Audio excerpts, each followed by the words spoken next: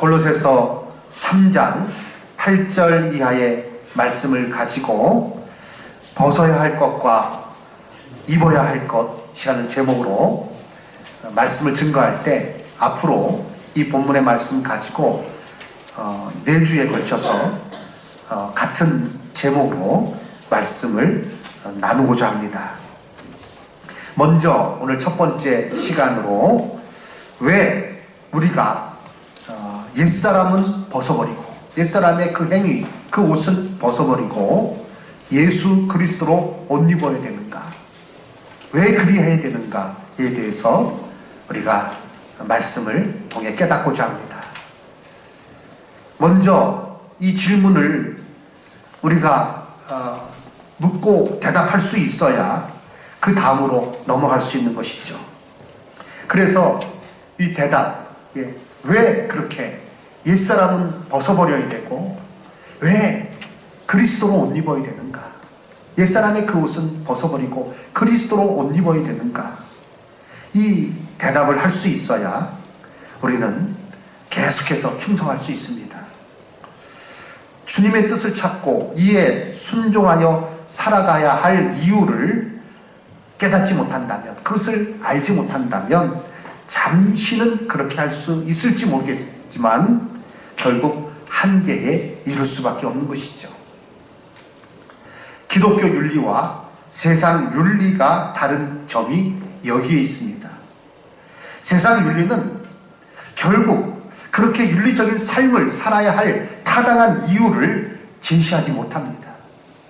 좋은 게 좋은 거다, 그런데 내 마음속에는 다른 것을 원한다 했을 때 왜 근본적으로 그렇게 살아야 하는지에 대해서 답을 하지 못합니다. 그 문제뿐이겠습니까? 인생의 근본적인 문제에 대해서 세상 철학은 답을 하지 못해요. 그래서 지성인들이 노년에 기독교 신앙을 갖는 일이 꽤 많습니다. 영원한 사랑의 대화, 또 우리는 무엇을 말하는가 등의 유명한 책을 쓴 김형석 교수님, 우리나라 철학계의 아주 원로예요. 그분이 실존주의 철학에 굉장히 대가입니다. 그런데 노년에 도스토옙스키의 책을 읽으면서 기독교로 돌아왔습니다. 기독교 신앙을 가졌어요. 뿐만 아니라 우리가 잘 아는 이어령 교수, 참 천재 중에 천재예요. 20대에 신문사 논설위원을 했으니까 뭐 얼마나 천재입니까? 30대에 교수를 했고요, 50대에 장관을 했습니다. 쓰는 책마다 베스트셀러예요. 그는요, 한참 활동할 때 누구보다도 기독교에 대해서 비판적인 사람이었습니다. 그런데 그의 딸의 실명과 회복, 그리고 또 이어진 죽음, 이 모든 것을 통해서 적으로 기독교 신앙을 받아들이게 되었고요, 그는 지성의 사람에서 영성의 사람이 되었습니다. 인간은요, 절대자가 필요할 수밖에 없는 존재라는 걸 사고하는 사람들이 깨닫는 거예요. 그래서 이 인간의 절대적인 고독, 그리고 마지막에 죽음의 문제, 인간 스스로의 힘으로 감당할 수 없다는 것을 알게 되는 것이죠. 그래서 하나님 앞에 돌아오는 것입니다. 우리가 윤리적으로 살아야 될 그 일들, 윤리적으로 살아야 된다, 도덕적으로 살아야 된다, 이 말은요, 교회에서만 들을 수 있는 게 아니에요. 그것은 나가서 많이 그런 얘기를 듣습니다. 다른 종교에서도 그 얘기를 하고 많은 철학에서 그와 같은 얘기를 합니다. 그런데 근본적으로 왜 그렇게 살아야 하는지에 대해서는 답을 잘 못하고 있다는 거죠. 그러나 성경은 우리에게 그것을 분명히 말씀하고 있습니다. 그래서 이 철학에서도요, 그 문제, 왜 윤리적인 삶을 살아야 되는지 그 근본 바탕에 대해서 답을 할 수 없으니까 칸트 같은 사람은 참으로 신이 없다 할지라도 신을 만들어서라도 이 질문에 대해서 답을 해야겠다 해서 참으로 그의 신관을 요청적 유신론이라고 말하는 것이죠. 이 유식론이 요청된다는 거예요. 오늘 우리는 먼저 우리가 옛사람을 벗어버리고 그리스도로 옷 입어야 된다. 이 말씀 참으로 귀한 말씀이에요. 귀한 말씀이기에 왜 그렇게 우리가 살아야 할 것인가에 대해서 먼저 우리 말씀 가운데 점검받고 그것을 확인하고 우리가 정말 그 말씀에 따라서 순종하며 살아야 될 줄로 믿습니다. 오늘 그 이유를 분명히 깨닫고 돌아가시는 여기 계신 모든 성도님들 되시기를 주님의 이름으로 축원합니다. 먼저 우리가 새로운 사람이기 때문에 그렇습니다. 새로운 사람, 새 사람. 예수를 믿는다는 것은 과연 무엇입니까? 우리가 예수 믿는다는 것은 단지 내가 천국 가기 위해서 예수의 도움을 받는다, 이 차원이 아니에요. 얼마 전에 우리가 신앙은 개인적인 차원이 아닙니다 라고 지금 말씀드렸습니다. 그것을 묵상했습니다. 예, 그 연장선상에서 우리가 먼저 생각해야 되는 것입니다. 성경이 말씀하시는 바 예수 믿는다는 것은 무엇입니까? 예수 그리스도를 믿게 되었다는 것은 무엇입니까? 오늘 본문 10절에 새 사람이라는 표현이 나옵니다. 그리고 고린도후서 5장 17절 말씀, 우리에게 무엇을 말해주고 있습니까? 우리 말씀을 같이 크게 읽도록 하겠습니다. 그런즉 누구든지 그리스도 안에 있으면 새로운 피조물이라. 이전 것은 지나갔으니 보라 새 것이 되었도다. 아멘. 그리스도 안에 있으면 뭐라고요? 새로운 피조물이에요. 새로운 사람이라는 것이. 예수를 믿는다는 것은 내가 살면서 필요에 의해서 내 삶에 무엇을 하나 더 얹는 것이 아닙니다. 내가 밥상을 차려놨는데 내 필요에 의해서 예수님 밥상에 숟가락 하나 더 얹어 놓을 테니까 와서 여기서 같이 먹읍시다, 이 정도가 아니라는 거예요. 그것은 예수를 믿는다는 것은 내가 정말 예수 그리스도로 말미암아 완전히 변화되고 나의 옛사람은 죽고 예수 그리스도로 말미암아 새 생명, 새로운 삶 가운데 살아가는 것인 줄로 믿습니다. 그래서 로마서 6장 4절 말씀, 그러므로 우리가 그의 죽으심과 합하여 세례를 받음으로 그와 함께 장사되었나니 이는 아버지의 영광으로 말미암아 그리스도를 죽은 자 가운데서 살리심과 같이 우리로 또한 새 생명 가운데 행하게 하려 하십니다. 예수 그리스도 믿는 것, 예수 그리스도와 연합된 것이고 그것은 곧 십자가에서 우리 자신 옛사람은 죽은 것이요 하나님께서 그리스도를 다시 살리시는 그 능력 가운데 우리도 새로운 생명, 새로운 삶을 살아가는 것이다, 이렇게 말씀하고 있는 것이죠. 갈라디아서 2장 20절에서 그래서 바울 사도는 이와 같이 고백하고 있습니다. 우리 갈라디아서 2장 20절 말씀, 유명한 요절이기도 한데요, 같이 말씀을 크게 읽겠습니다. 내가 그리스도와 함께 십자가에 못 박혔나니 그런즉 이제는 내가 사는 것이 아니요 오직 내 안에 그리스도께서 사시는 것이라. 이제 내가 육체 가운데 사는 것은 나를 사랑하사 나를 위하여 자기 자신을 버리신 하나님의 아들을 믿는 믿음 안에서 사는 것이라. 아멘. 그렇습니다. 예수를 믿는다는 것은 완전히 새로운 인격으로 변화되어서 살아가는 것임을 말씀해 주고 있습니다. 내가 예수를 믿는다는 것은 달리 표현한다면 예수 그리스도로 말미암아 내가 새로운 생명 가운데 새로운 삶을 살아가는 것입니다.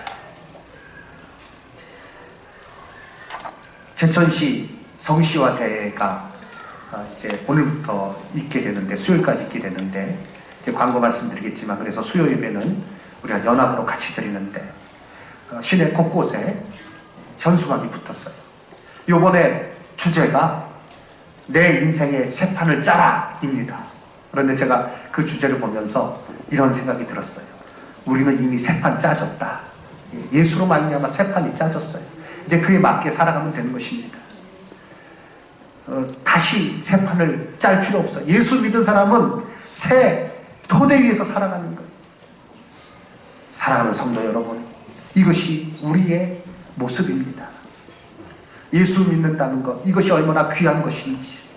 나는 연약하고 나는 질그릇 것 같지만 그러나 보배로운 예수 그리스도께서 내 안에 계심으로 내가 정말 그 은혜 가운데 존귀한 하나님의 자녀가 된 것이요, 새로운 삶이 된 것이요, 정말 하나님 앞에 나아가는 귀한 자가 된 줄로 믿습니다.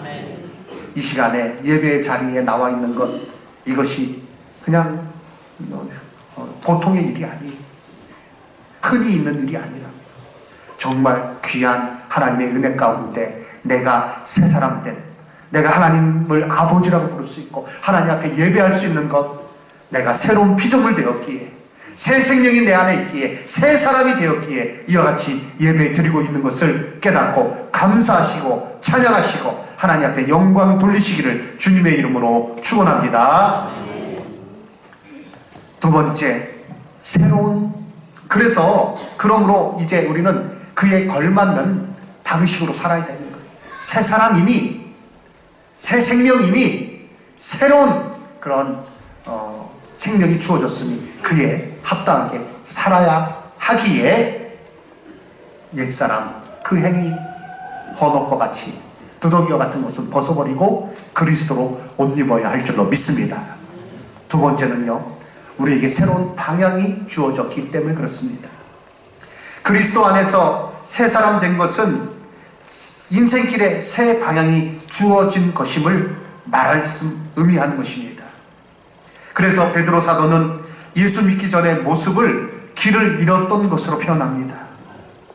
베드로전서 2장 25절 말씀에 너희가 전에는 양과 같이 길을 잃었더니 이제는 너희 영혼의 목자와 감독 되신 이에게 돌아왔느니라. 너희가 전에는, 예수 믿기 전에는 양과 같이 길을 잃은 모습이었지만 이제는 목자 되신, 감독이 되신 예수 그리스도께 돌아왔다는 거예요.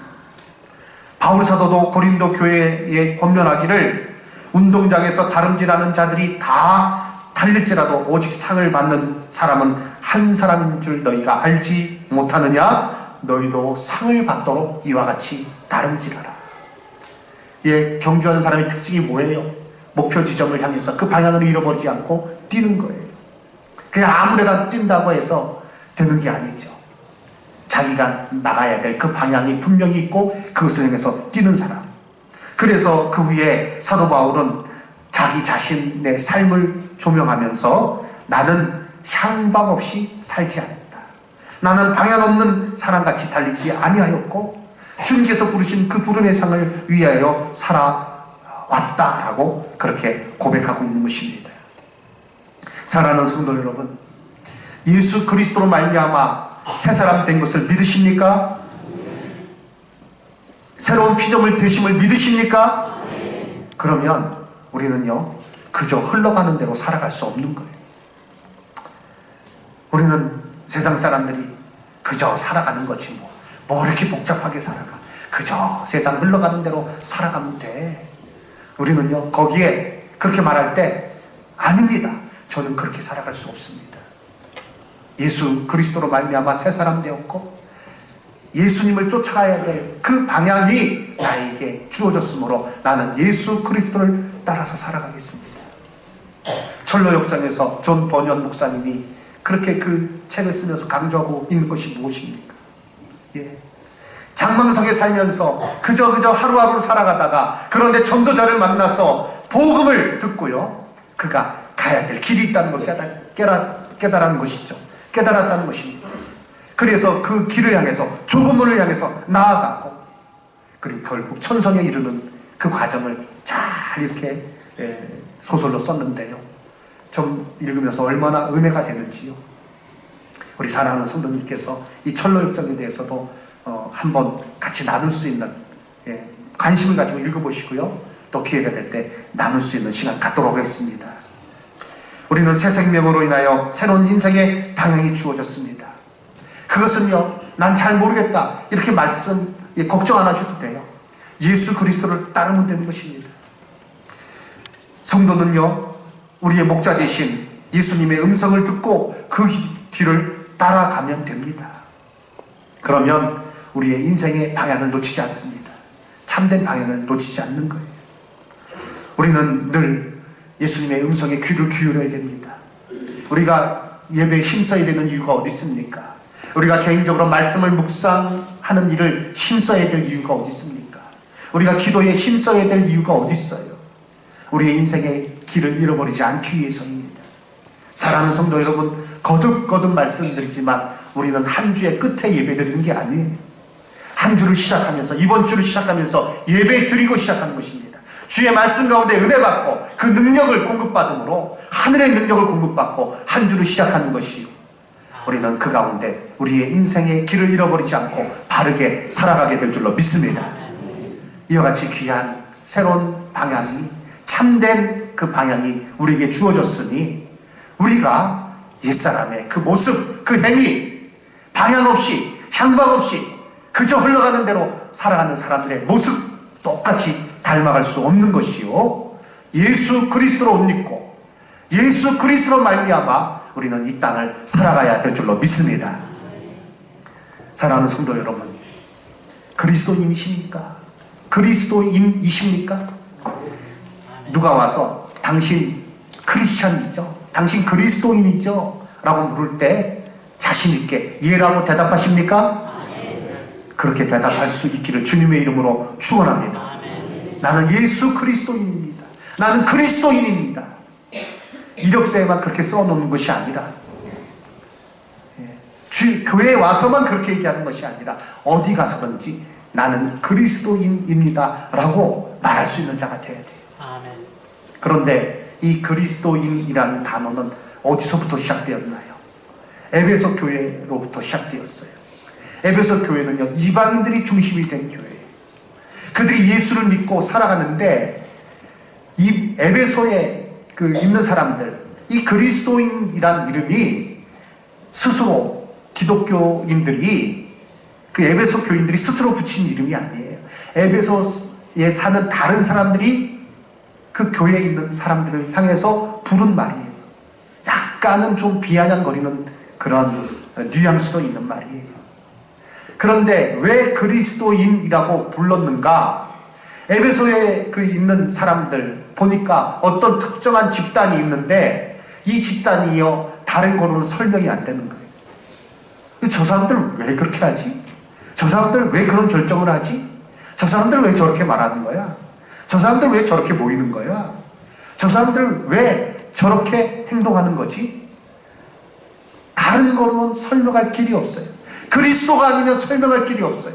예수 그리스도가 아니면 설명할 길이 없어요. 그러니까 그리스도께 속한 사람, 그리스도를 따르는 사람, 그래서 그리스도인이라고 그렇게 그들을 부르기 시작한 것입니다.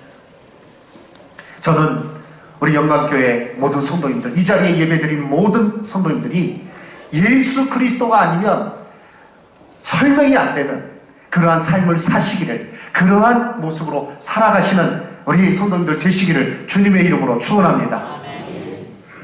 너는 보니까 그리스도인이라고 부르기가 참 어렵겠다. 이게 부끄러운 거예요. 너의 모습과 나의 모습이 다르게 보이냐? 달라야 돼요. 달라야 되고, 그래서 너의 그런 모습 보니까 너가 진정 그리스도인이다. 그리스도 때문에 너가 그렇게 사는구나. 얘기를 들을 수 있는, 그 방향이 너무나도 분명하고 확실하고, 그래서 사람들이 방향을 몰라서 길을 헤매이는 사람처럼 우왕좌왕하며 살아가고 있을 때 나의 모습을 통해서 나도 당신과 같이 참된 삶을, 가치 있는 삶을 살기를 원합니다. 바르게 나가기를 원합니다. 나를 보고 같이 정말 영원한 진리의 그 길을 갈 수 있도록 인도하는, 그것을 제시해주는 우리 성도님들 다 되시기를 주님의 이름으로 축원합니다. 세 번째는요, 새로운 목적입니다. 본문에서 세 사람에 관해서 설명하기를 자기를 창조하신 이의 형상을 따라 지식에까지 새롭게 하심을 입은 자라, 이렇게 설명하고 있습니다. 세 사람은요, 먼저 자신이 피조물임을 인정하는 자입니다. 나는 피조물이다. 누가 나의 창조주이십니까? 하나님께서 나의 창조주세요. 하나님은 나의 창조주시요 나는 그 손에 의해 지음받은 피조물이다. 이는 인생의 목적과 매우 밀접한 관계가 있습니다. 하나님을 창조주로 인정한다는 것, 하나님께서 인생의 목적을 정하셨다는 것을 인정하는 거예요. 그리고 이를 깨닫고 살아가는 것을 말하고 있습니다. 예수 그리스도로 말미암아 하나님과의 관계가 회복되어 하나님을 나의 하나님으로 참되게 고백하고 그 안에서 인생의 목적을 깨닫고 살아가는 것, 이것이 바로 지금 우리의 삶인 줄로 믿습니다. 그렇기 때문에 옛사람 옷은 벗어버리고 그리스도로 살아가는 거예요. 그리스도로 옷 입고 살아가는 거예요. 사도 바울은 내가 달려갈 길과 주 예수께 받은 사명, 곧 하나님의 은혜의 복음을 증언하는 일을 마치려 하면은 나의 생명조차 조금 더 귀한 것으로 여기지 아니하노라 라고 고백하며 하나님께서 주신 그 인생의 목적을 향해서 또 구체적인 목표를 가지고 그는 달려간 것입니다. 바울만 이러한 것입니까? 우리의 삶이 이와 같은 그리스도 안에서 새 사람 되었으니 새로운 인생의 목적을 가지고 살아가야 하는 것입니다. 18세기 영국의 정치가 윌리엄 윌버퍼스, 그는요 25세에 예수님을 믿고 영접하고 그의 인생관이 바뀌었습니다. 출세의 길이 아니라 인류를 위해 봉사하는 길을 선택한 것입니다. 그는 대영 제국의 노예 제도를 폐지하자는 목표를 세우고 그 뜻을 이루기 위해서 정치가의 길을 가기로 결심하였습니다. 그리하여 30세에 영국 하원 의원에 당선이 되었고요. 그 후로 그는요 오직 노예 제도 폐지 운동에만 전념하였습니다. 그가 48세 되던 해에 영국 의회는 노예 무역 폐지를 결정했습니다. 그리고 그가 노예 폐지의 비전을 세운 지 35년 만에 그의 나이 62세 되던 해에 노예 제도가 완전히 폐지되었어요. 영국 내에서. 처음에는 노예 무역이 폐지가 되었고요. 그 다음에 영국에서 노예 제도가 폐지되었습니다. 그리고 그는 64세에 정계를 은퇴했습니다. 그의 나이 72세가 되던 해에 대영 제국 전역에서, 영국뿐만 아니라 대영 제국 상당히 넓은, 해가 지지 않는 나라라 이렇게 말할 정도로 넓은 그런 영토를 소유하고 있었죠. 전역에서 노예 해방법이 통과가 되었습니다. 그리고 그 노예 해방법이 통과되고 난 후 2달 후에 그는 하나님의 부르심을 받았어요. 그는 오로지 노예제도 폐지라는 한 가지 사명을 이루기 위해서 자신의 일생을 온전히 헌신하였습니다. 하나님 주시는 목적, 인생의 목적을 깨닫고 그 가운데 그의 목표를 세우고 그는 일심전력해서 나아갔던 것입니다. 그 후에 자신의 삶을 돌아보며 이렇게 회고하였습니다. 나의 일평생 나를 재촉하신 분은 주님이셨습니다. 나의 일평생 재촉하신 이는 주님이셨습니다. 저로 이 귀한 고백이 저를 비롯해서 여기 계신 모든 분들의 고백이 되기를 주님의 이름으로 축원합니다. 새 사람 되었어요. 새로운 방향이 주어졌어요. 새로운 인생의 목적이 우리 가운데 제시가 되었어요. 저는 우리는 그것을 알아야 됩니다. 그것을 깨달아야 됩니다. 나는 그리스도인입니다. 나는 예수 믿는 사람입니다. 나는 하나님의 자녀입니다. 라고 말할 때는요, 이게 다 여기에 포함되어 있어야 되는 거예요. 그래서 그 모습 가지고 그 중심을 우리가 잃어버리지 않는 가운데 우리는요, 계속해서 주님 나라 가는 그 순간까지 이에 어울리지 않는 옛사람의 옷은 다 계속 벗어버려야 돼. 날마다 벗어버려야 돼. 왜냐하면 나도 모르는 사이에 사단이요, 이런 것들 막 이렇게 씌워놓기 때문에 그래요. 나도 모르는 사이에 사단이요, 이것을 내 안에 막 집어넣기 때문에 그래요. 가만히 있으면 안 돼요. 누가 우리 집 마당에 막 더러운 오물, 쓰레기 봉지 휙 던지고 지나가면 어떻게 하시겠습니까? 그거 그냥 내가 한 것 아니니까 가만히 나는 뭐 모르겠다 하고 그냥 치우지 않고 놔두시겠습니까? 아니면 얼른 그것을 치우고 그 다음에 그것이 던져지지 못하도록, 그 누구가 그 쓰레기를 내게 던지지 못하도록 이렇게 경계하시겠습니까? 당연히 치워야 되고 경계해야 되고 조심해야 되고, 그리고 날마다 우리가 자기의 영역을 관리하듯이 우리는 새 사람이기에, 새로운 방향이 우리에게 주어졌기에, 새로운 인생의 목적이 우리 안에 참으로 하나님께서 그것을 가르쳐 주셨기에 우리는 옛사람의 그 모든 모습은 날마다 벗어버리는 것이요, 대신에 벌거벗고 다니면 안 돼요. 예수 그리스도로 옷 입고 살아야 되는 줄로 믿습니다. 이것이 바로 우리에게 주어져 있는 사명이에요. 예수 믿기 어렵습니까? 쉽습니까? 신앙생활 하기가 어렵습니까? 쉽습니까? 물어보면 많은 성도님들이 어렵다라고 대답을 하십니다. 어려운 이유가 다른 것이 아니라 이러한 전부 새 사람으로서 이 세상에서 살아야 되기 때문에 그래요. 이 세상의 흐름은요, 거대한 흐름은 공중의 권세 잡은 자가 자리 잡고 있고요, 우리를 하나님의 그 자녀의 존귀함으로 살아가지 못하도록 얼마나 많이 방해할지 몰라요. 목사라고 그런 방해가 없겠습니까? 우리 장로님이라고 그런 방해가 없겠습니까? 어린 주일학교 학생이라고 그런 방해가 없겠습니까? 다 있어요. 우리는 그 가운데 날마다 깨어서 하나님 기뻐하시는 모습으로 그리스도인 되었으니, 새 사람 되었으니, 새로운 방향이 주어졌으니, 새로운 인생의 목적이 우리에게 있고 그 목적을 향해서 목표를 향하여 나가야 되는 삶이기에 우리는 이와 같이 날마다 주 안에서 깨어 있어야 되는 줄로 믿습니다. 다음 주는 그래서 우리가 버려야 될 것에 대해서 살펴보도록 하겠습니다. 4주간, 그리고요 그 다음 세 번째 주간에는 그러면 우리가 그리스도로 옷 입는다는 것은 과연 무엇인지, 마지막 네 번째 주는요, 그러면 그 모든 결론적인 부분입니다. 최종적으로 우리가 그것을 완성하는 그런 하나의 원리가 있어요. 그것을 우리가 살피도록 하겠습니다. 그래서 이번 4주간 동안에 정말 내가 그리스도인 된 것, 그리고 그 안에서 내가 어떠한 모습으로 살아야 될 것인가, 이것을 마음속에 깨닫고 힘써 순종함으로 실천함으로 하나님 기뻐하시는 모습으로 더욱더 나아갈 수 있는 우리 성도님들 다 되시기를 주님의 이름으로 축원합니다. 아멘.